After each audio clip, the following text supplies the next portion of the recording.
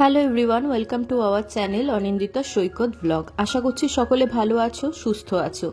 আজকে কোনো daily routine বা ডেলি ভিডিও নয়, একটু অন্য ধরনের ভিডিও বানাবার চেষ্টা করছি, হয়তো তোমাদের কাজে লাগবে। যদি ভিডিওটা ভালো লাগে বা কোনো কোয়ারিজ থাকে তাহলে অবশ্যই কমেন্ট বক্সে লিখে জানিও। ভ্রমণপ্রিয় বাঙালিদের উইকেন্ডস কাটানোর শ্রেষ্ঠ ঠিকানা হলো মন্দারমণি, আর ইয়াংস্টারদের জন্য সবসময় তো ফেভারিট। আমি এখন মন্দারমণিরই একটি রিসর্ট ট্যুর করাচ্ছি এবং এটা বাজেট ফ্রেন্ডলি। যতটা সম্ভব আমি ডিটেলসে দেখানোর চেষ্টা করব, প্রত্যেকটা কোনা কোনা ঘর, এবং যতগুলো ইনফরমেশন দেব আমার তরফ থেকে হয়তো পুরোটাই ঠিক এবং সত্যি। চলো ঘুরে দেখা যাক রিসর্ট নীল নির্জনে। সত্যি যদি নির্জনে একটা বা দুটো দিন কাটাতে চাও, একটা পিসফুল হলিডে, সোশ্যাল গ্যাদারিং থেকে দূরে সরে গিয়ে, তাহলে অবশ্যই এই হোটেলটা তোমরা বেছে নিতে পারো। এতক্ষণে তোমরা রিসর্টটার পুরো ওভারঅল ভিউ একটা দেখে নিয়েছো। পুরো প্রপার্টিটাই মোটামুটি ভালো করে দূর থেকে দেখিয়ে দিয়েছি, যেটা রিসর্টের বিচের দিকে দাঁড়িয়ে। রিসর্টটা অ্যাকচুয়ালি ইউ শেপের, সামনে মেন বিল্ডিংটা আর দুপাশে কটেজগুলো। এর আগেও বলেছি, আবারও বলছি, যারা প্রচন্ড হই হুল্লোড় মজা করে মানে হ্যাপনিং একটা হলিডে কাটাতে চাইছো তাদের জন্য এই রিসর্টটা একদমই ভালো না। কিন্তু যারা শান্তিতে দু একটা দিন কাটাতে চাইছো, একটা পিসফুল হলিডে কাটাতে চাইছো, তারা অবশ্যই এই হোটেলটা বা এই রিসর্টটা চুজ করতে পারো। ঘুরে আসা যাক রিসেপশন থেকে। এই যে ভদ্রলোক দরজাটা খুললেন, এটাই হলো রিসেপশনের রুম, এবং এর পাশে আছে এদের নিজস্ব রেস্টুরেন্ট পালকি, যেটা অনেকটা ফেমাস। এদের খাবারের কোয়ালিটি এবং টেস্ট অনেকটাই ভালো, আর খাবারগুলো ভীষণ ফ্রেশ।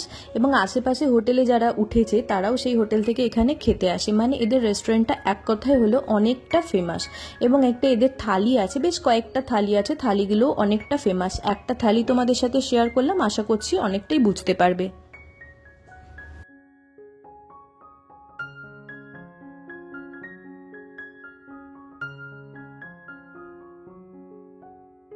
আমার যতটা সম্ভব আমি চারিদিকটা দেখানোর চেষ্টা করছি, যাতে তোমাদের ওখানে পৌঁছে কোনো বিরক্তিতে বা অপস্থিতিতে পড়তে না হয়। আমার ভিডিও দেখে গেলে অথচ একটা অপস্থিতিতে পড়ে গেলে সেটা হয়তো আমার একদমই ভালো লাগবে না। চলো একটা রুম ট্যুর করে নেওয়া যাক এই মেন বিল্ডিংটার।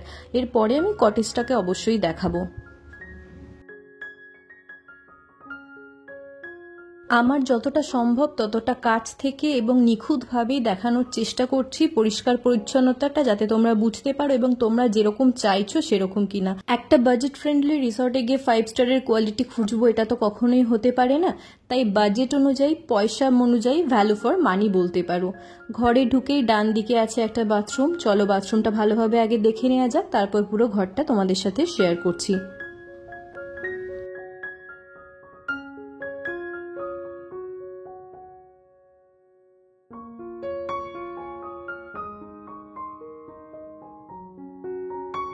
আশা করছি আমি যথেষ্ট ভালোভাবে দেখাতে পেরেছি এবং পরিষ্কার পরিচ্ছন্নতাটার দিক থেকে ঠিকই আছে। চলো এবার ঘরটা ঘুরে দেখা যাক।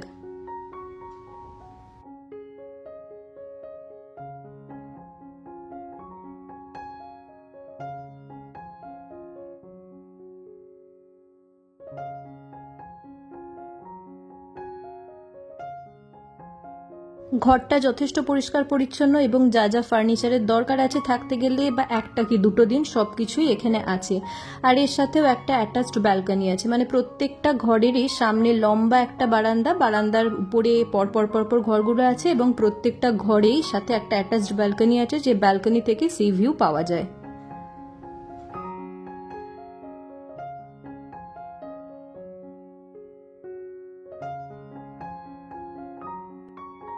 পরিষ্কার পরিচ্ছন্নতাটা আমি বারবারই দেখানোর চেষ্টা করছি। রিসর্টটা যথেষ্ট পরিষ্কার, ঘর, বিছানা, বাথরুম সবকিছুই পরিষ্কার। আর যদি তোমাদের মনে হয় কোনোভাবে নোংরা হয়ে গেছে, তাহলে সাথে সাথে ডাকলেই ওরা এসে পরিষ্কার করে দিয়ে যাচ্ছে। তাছাড়াও প্রত্যেক দিন সুইপার আসে এবং পরিষ্কার করে, সেটা নিয়ে কোনো মানুষেরই কোনো অসুবিধা হবে না। আর যারা বাচ্চা নিয়ে যাচ্ছ তাদেরও কোনো রকম চিন্তার বিষয় নেই। বাচ্চাকে বিজি রাখার জন্য, বাচ্চার খেলাধুলার জন্য খুব সুন্দর জায়গা করে আছে, আরামসে বাচ্চারা ওখানে খেলতে পারবে। আর গ্রিনারি তো দেখলেই, চারিদিকটা প্রচণ্ড রকমের সবুজ। যারা শহরে থাকো, শহরের কোলাহল থেকে দূরে গিয়ে একটা ভালো সময় কাটাতে চাইছো, তাদের জন্য মনে হয় এর থেকে ভালো রিসর্ট আর একদমই হতে পারে না।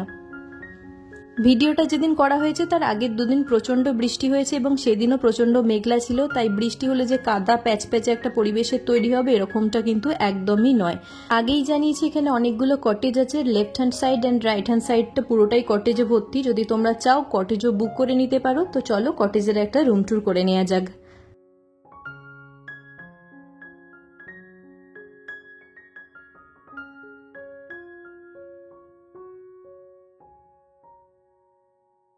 কটেজের রুমটাও কিন্তু যথেষ্ট পরিষ্কার পরিচ্ছন্ন, বিছানা বালিশ বা সবকিছুই খুবই পরিষ্কার পরিচ্ছন্ন, ফার্নিচারগুলো।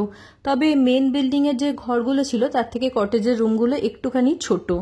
এর আগে রুম ট্যুরের সময় দেখলে যে এখানে বাথটব দেওয়া আছে, তবে এই বাথরুমে কোনো বাথটব নেই, স্ট্যান্ডিং শাওয়ার দেওয়া আছে। আশা করছি এটা কোনো সমস্যার কারণ হতে পারে না। তোমরা রুমটা দেখতে থাকো, রুম ট্যুর করতে থাকো। এই সময় আমি একটা প্রয়োজনীয় ইনফরমেশন তোমাদের দিয়ে থাকি, আশা করছি এটা খুবই প্রয়োজনীয়। এই ভিডিওটা যখন শ্যুট করা হয়েছে পুরোটাই ন্যাচারাল লাইটে, কারণ কোনো রকম লাইট এখানে জ্বালানো হয়নি। এই রিসর্টটার এখনো পর্যন্ত কোনো ইলেকট্রিক কানেকশন নেই, এরা নিজস্ব জেনারেটরই ইউজ করে যায়। তবে আজ পর্যন্ত কোনো ট্যুরিস্ট এখানে গিয়ে কোনো প্রবলেমে পড়েনি। এই কটেজটার নাম দেখতে পাচ্ছ সোনার তরী। প্রত্যেকটা কটেজেরই এরকম সুন্দর সুন্দর আলাদা আলাদা নাম আছে। ভিতর থেকে তো যতটা সম্ভব পরিষ্কার পরিচ্ছন্ন করে দেখালাম, চলো দেখে আসা যাক একটু বাইরের দিকটা। যারা নিজস্ব গাড়ি নিয়ে যেতে চাইছো তাদের জন্য কোনো চিন্তার বিষয় নেই, গাড়ি রাখার জন্য যথেষ্ট সাফিসিয়েন্ট স্পেস আছে। এই সামনের কাঁচা মাটির যে রাস্তাটা দেখতে পাচ্ছ এটাই হলো ঢোকার রাস্তা, যেটা মেন রাস্তা থেকে পিচ রাস্তা থেকে 400 মিটার মতো ভেতরে। যেহেতু এই রিসর্টটা একদমই সমুদ্রের কাছে, তাই এইটুকু যদি কষ্ট তোমরা করে নিতে পারো, আশা করছি একটা ভালো সময় তোমরা কাটাতে পারবে।